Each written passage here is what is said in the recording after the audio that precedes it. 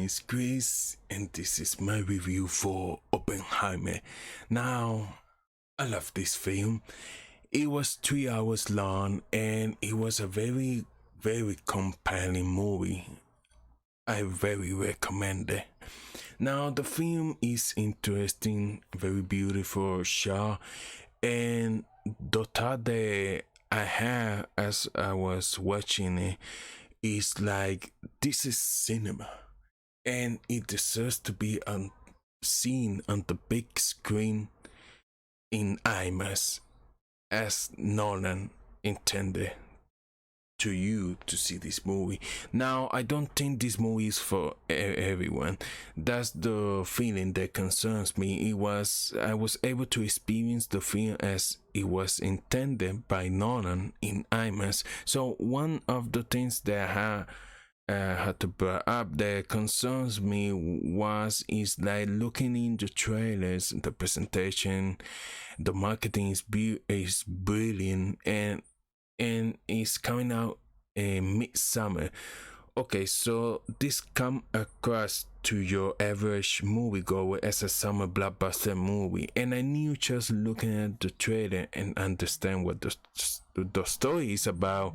I'm like, this is not a summer blockbuster. This is a drama. It's a 3 hour drama, and I don't know if people realize that they are what they are in for, and it's a sort of explosion in the movie with ticket sales. And as far as I could tell, like looking around, it seems like the audience was fully engaged for the entire 3 hours, and that is in large part thanks to Nolan's snappy way of telling his stories. He does this thing in fast cars, and he keeps things moving, and it's non-linear, and it jumps between different storylines at quick pace, and you got to pay attention, and it keeps you hooked. And there's like a lot going on in this movie, and I thought it was very well. Now, the cast was amazing all the way to the leads.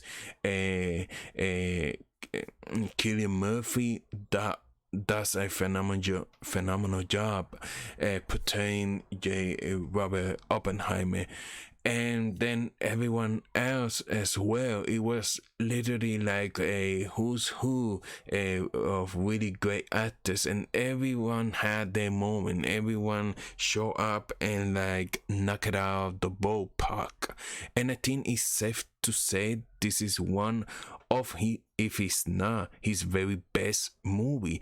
I think might be a controversial statement to make. Once you see the film, you understand why, but I do think it is his best film today. The story telling, the cinematography, everything was just so interesting and aesthetically pleasing as far as cinema goes, and I would venture to say this is his best work. It's gripping. Nolan used a very interesting method of keeping you engaged in this dramatic story, which is like bringing you into the mind of Oppenheimer and how he views the world, and which I think it was crucial for keeping the audience engaged.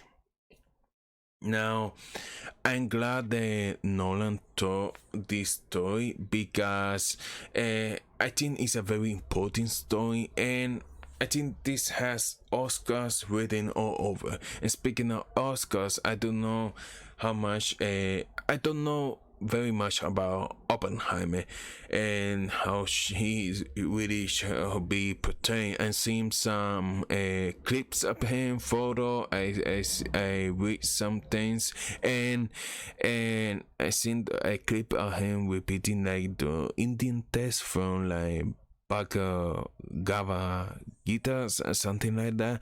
That was definitely the only thing I saw there, and of him, and having watched a Killian Murphy since 20 days later, this was definitely his best performance today without a shadow of a doubt. Like the way he embodied this person, it made me believe that he was this guy from youth to old age to experience that this guy was having every step of the way. It was brilliant acting, and he knows how to emote and do a lot of while they're doing a little bit of expressions here, and it works so well for the movie, especially with all those like close-ups, the tied up close-ups in IMAX, where you can literally see little micro expressions here, and it was great. Now, I'm not gonna mention everybody because it's a very big cast, lots of surprises and cameos here, and I won't ruin anything of it. So, I want you to be surprised by the movie when you see this. Now, but like it's the and I don't look at an NDB and before watching the movie, be surprised. So Emily Blunt is in this film, and after you've seen her from the trailer, and I love her here. I love her portrayal here. Her role is a very different role for of what she's done in her recent years. So, and she nailed it, and it is so there as well, and the entire cast here was great, and everything felt like handpicked for the roles because they were like perfect for the particular role, and they were in, even when they had smaller roles, they had something meaty to work with. Robert Downey Jr., fantastic work. I mean, I expect not less from Robert Downey Jr. I mean, he's fantastic, but even from him, I was surprised how much I appreciate his performance here.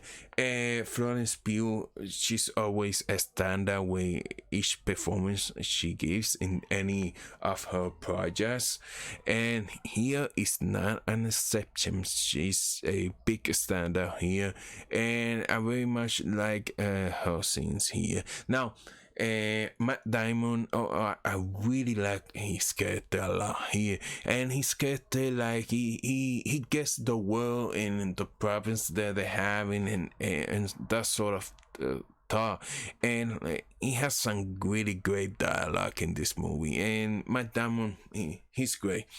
Now, Christopher Nolan was experimenting with one of my pieces to talk about, which is the depth of field. Now, IMAX naturally has a shallow depth to feel, but there were instances for dramatic purpose where he was experimenting with the depth of field, just emphasizing like an emotional state that Oppenheimer might be feeling, like in the front of his eyes, which was in focus, whereas everything else was blurry, and it was a beautiful shot. And for instance, there were some stuff that were out of focus, and clearly was a stylistic choice, and I think it all worked at the end. And it's just, and what I like about the film though is that there's a rock around the edges kind of thing. It's almost like an experience. You don't know exactly what you're getting, like you do with the digital, and that's sort of like the magic of it. It's a series of moving pictures, and literally, and you do the meter, you like try to shoot it as well as you can and predict what the outcome will be, and you got what you got, and I'll say that it's very beautiful, I must say. Now, I'm so happy that Christopher Nolan is still championing films and the movie going experience, and But what I've noticed since The Dark Knight Rises is there sometimes where you switch between different film formats, the aspect ratio, and such as IMAX and then like 70 meters to 35 meters. You see difference in the contrast. That's minor thing most people won't pick up that. But when you watch this film, it switches between the full IMAX and then it goes widescreen, and you watching it in IMAX and it's going to switch to the full IMAX. Then it goes like this, and then the widescreen goes like this, and that's mainly for the dialogue, and I explain why if you don't. And no, with this particular movie it is something different that is brought down the movie. Usually when you switch between IMAX and the widescreen, it's dead center, but the way IMAX theaters are seated is like a stadium, and it's almost like a little bit above, and you watching like the movie like this. And I thought it was very genius from Nolan to have it come down a little bit, so there is more eye level. And so instead of looking like the film like this in IMAX, at this, looking at this, you are more like eye level. So I appreciate that. And I love what Nolan did with the camera in general here. I really enjoyed the trippy editing. I love the creative decisions that he makes here. And don't be daunted by the 3 hour runtime. I mean, for me, it really kept me engaged from the very beginning to the very end. It's because it's an interesting story here that is being telling. They are covering a lot here, and it feels epic. And the music here by Ludwig Göransson, he's done an amazing score. I mean, Black Panther and The Mandalorian. And I think that the choices with the music and the music editing, meaning the sound design and all of that stuff, the sound is wonderful in this movie. Nolan, more than most directors, I feel like he really appreciated the dynamic of wonderful sound, audio mixing, and all that stuff. I think it's really important to him, and it's great. And the music perfectly like goes with the story. And Nolan feels like the music is very crucial to his movies, and and it makes you feel something. It gets in something. It really hits you in the feelings. You get emotional. There were very interesting creative decisions here made by Nolan, and I love, and he made you really, like I said, feel something watching this movie. I sure did. And I love the decisions that he makes here, because they were very bold and they were very experimental, to say the least. It was fantastic. This is truly like a cinematic achievement here, and it's like I think that it has never been a film like this one precise. It was just very fascinating to watch, and I felt there's so much during those moments that I was supposed to feel stuff, and I did. So I'm very excited to see this film again and like dissect it further. And I'm excited for all of you to go and watch it. I mean, this is a definitely a must-watch film.